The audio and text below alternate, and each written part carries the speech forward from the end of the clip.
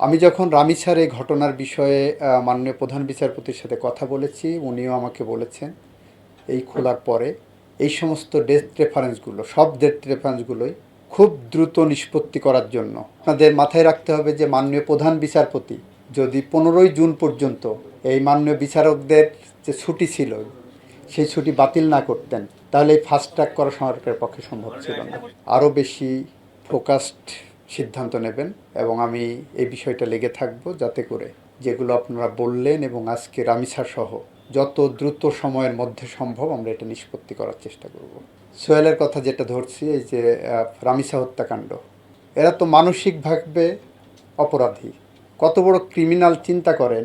এরকম একটা ঘটনা ঘটিয়ে 164 করেছেন, এরপর বিচারকে অন্য খাতে প্রবাহিত করার জন্য মামলার রেকর্ডে যা নাই এরকম আরেকজনকে টেনে এনে ওর উদ্দেশ্যই ছিল যে বিচার প্রক্রিয়াটা কতটা বিলম্বিত করা যায়, মানুষ ভুলে যায় কিনা, মানুষ তার এটার থেকে দৃষ্টি অন্যদিকে নেয় কিনা। কিন্তু আমরা আমাদের বিচার প্রক্রিয়ায় যেমন ফোকাস ছিলাম, আমাদের সামনে যা কিছু ম্যাটেরিয়াল ছিল আমরা সেইগুলো সামনে নিয়ে চলে গেছি, এগিয়ে গেছি। শিশুর প্রতি সহিংসতার যে আদালতগুলো, এগুলো কিন্তু আগে নারী ও শিশু নির্যাতনের কমন জায়গায় যেত, যেগুলোতে আপনাদের এটা অন্তর্বর্তী সরকারের সময় অর্ডিন্যান্স করা ছিল, আমরা আইনেও এটাকে রূপান্তর করেছি। সেখানে নারী ও শিশু নির্যাতন আইনের মধ্যে যৌতুকের মামলা, আপনার যৌতুকের জন্য নির্যাতনের মামলা, অর্ডিনারি কেসগুলো যেত, সেখান থেকে বের করে এনে আমরা এটাকে এক্সপার্ডাইট করার জন্য শিশুর প্রতি সহিংসতার যে আদালত, সেই আদালতগুলো আমরা প্রতিষ্ঠা করেছি। আপনি, আমি, আমরা সবাই চাই। বাইকের অতিরিক্ত খরচে চিন্তিত? নিয়ে আসুন রাইডো, মাসের খরচ মাত্র 300 টাকা।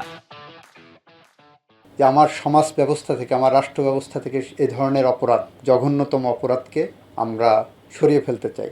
প্রশ্ন করেছেন এর আবার স্টেট ডিফেন্স লয়ার কি, এর পক্ষে কেন লয়ার দেওয়া হয়েছে? তো ন্যায় বিচার নিশ্চিত করতে গেলে আমাদের এই প্রশ্নগুলোর মুখোমুখি হতে হয়, আমরা হই, কিন্তু আমাদের একই সাথে সমাজ সভ্যতা এবং ন্যায় বিচারের পথ যাতে কোনোভাবে প্রশ্নবিদ্ধ না হয় সেদিকে আমাদের খেয়াল রাখতে হবে।